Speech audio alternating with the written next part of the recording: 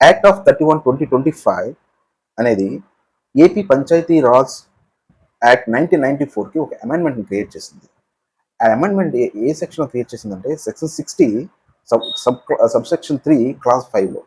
ఈ సెక్షన్ ఏం తెలియజేస్తుంది అంటే మనకి ఇంతవరకు ఏదైనా ఒక agriculture land non agriculture land కింద కన్వర్షన్ చేయాలంటే నాలా ఫీ అనేది ఆ పర్టికులర్ రైతు అనేవాడు రెవెన్యూ డిపార్ట్మెంట్కి కట్టేవారు. సో దీనివల్ల కొన్ని కాంప్లికేషన్స్ వస్తున్నాయని తెలుస్తూ ఆ యాక్ట్ కంప్లీట్గా నాలా యాక్ట్ని కంప్లీట్గా రిపీల్ చేసేసింది, నాలా యాక్ట్ 2006.